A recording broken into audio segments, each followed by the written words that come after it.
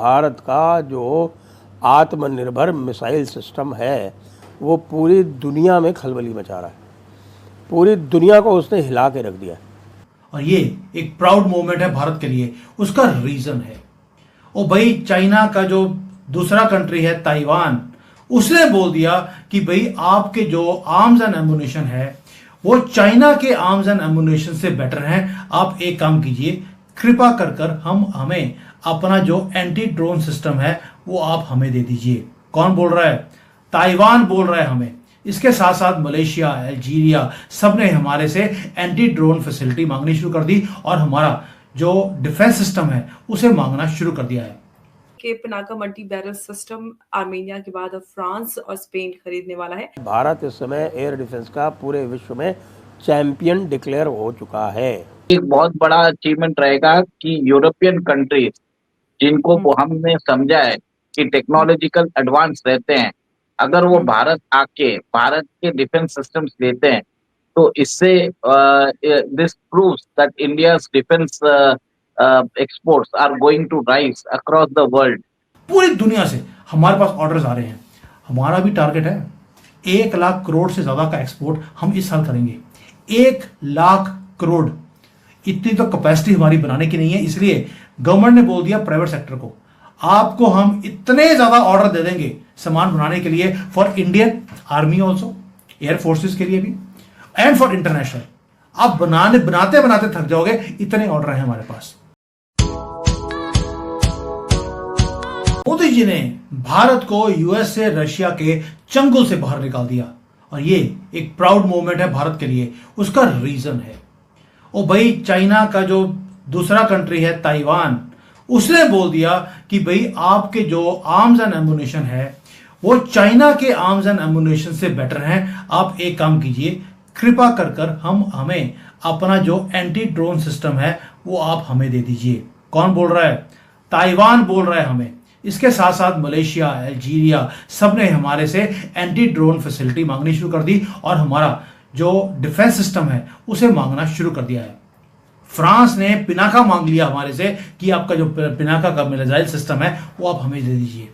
यानी कि मुझे लगता है जैसे चल रहा है, फ्रांस जैसी कंपनी हमारे से सामान मांग रही है, इसका मतलब है हो सकता है कल को रशिया और अमेरिका भी बोल दे कि भाई हमसे ना हो पाएगा, एक काम कीजिए, हमारी टेक्नोलॉजी ले लीजिए, अपनी टेक्नोलॉजी के साथ मिक्स करके आप अपने कंट्री में प्रोड्यूस करके हमें भी देते रहिए।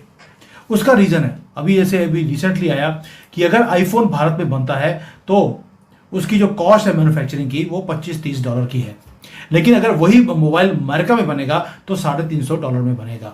यानी कि we are 90% cheaper than anybody else. तो कई लोग बोलते हैं अमेरिका में देखिए जी $1 ट्रिलियन का डिफेंस के ऊपर खर्चा हो रहा है। और भाई उनका 1 ट्रिलियन का मतलब है हमारा 100 बिलियन से कम, और हमारा बजट भी $70-80 का ही, 70-80 बिलियन डॉलर का है। यानी कि हमारा खर्चा और अमेरिका के 1 ट्रिलियन के बराबर है, because we are now the cheapest manufacturer in the world, cheaper than China also. और मैंने आपको पहले बोला कि हमने भारत को अमेरिका और रशिया के चंगुल से बाहर निकाल लिया। वो क्यों बोल रहा हूं?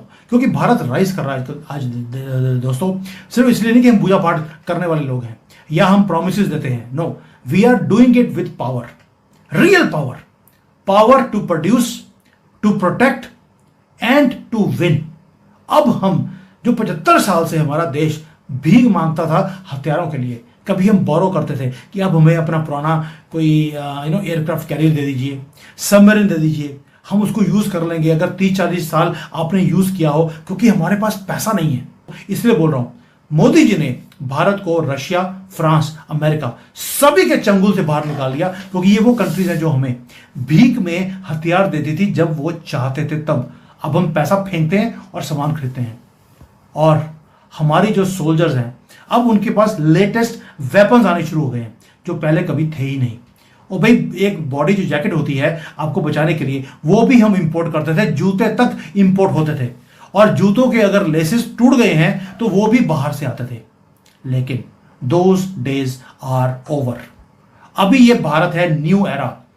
और ऑपरेशन सिंदूर में जो हमने मेक इन इंडिया में जो अपना डिफेंस एडिशन हमने दिखाया दुनिया को, लोगों को पता ही नहीं था कि हमारे पास क्या कुछ बन गया है। और अब ऑपरेशन सिंदूर की सक्सेस के बाद पूरी दुनिया से हमारे पास ऑर्डर्स आ रहे हैं। हमारा भी टारगेट है 1 लाख करोड़ से ज्यादा का एक्सपोर्ट हम इस साल करेंगे। 1 लाख करोड़, इतनी तो कैपेसिटी हमारी बनाने की नहीं है। इसलिए गवर्नमेंट ने बोल दिया प्राइवेट सेक्टर को, आपको हम इतने ज्यादा ऑर्डर दे देंगे सामान बनाने के लिए, for Indian army also, air forces के लिए भी, एंड फॉर इंटरनेशनल। आप बनाते बनाते थक जाओगे, इतने ऑर्डर हैं हमारे पास। और दुनिया ऑर्डर मांग रही है और हमारे पास ऑर्डर पूरा करने की कैपेसिटी नहीं है। यह फर्क है। यानी कि एक ऑपरेशन सिंदूर आपने सक्सेस दिखाया है जहां पर इंडियन फायर पावर ने शॉक कर दिया पूरी दुनिया को विद प्रिसीशन। भाई 3 फुट के ईच बीच में, 3 फुट बाद इधर बैठा है और इधर है, हमने उसके बीच में जाकर अपना ड्रोन फेंका है और वहां पे दोनों कॉकरोच मारे गए। यानी कि इतनी प्रिसीशन तो अमेरिका और रशिया के पास भी नहीं है। हमने स्ट्रेंथ भी दिखाई और प्रिसीशन भी दिखाया, और एक साइलेंट रेवोल्यूशन जो कंट्री के अंदर चल रहा था, जिसका किसी को पता ही नहीं था कि भारत के अंदर हमारी डिफेंस की फैक्ट्रीज कितनी लग चुकी हैं, क्या कैपेबिलिटीज हैं, और डीआरडीओ की जो लैब्स हैं वहां पर क्या कुछ घातक बनाया जा रहा है, किसी को पता नहीं था। और अचीवमेंट भी क्या है दोस्तों, 67% से ज्यादा जो हमारा एम्यूनेशन है, जो आर्म फोर्सेस को चाहिए, वो अब मेक इन इंडिया में चल रहा है। Just let that sink in.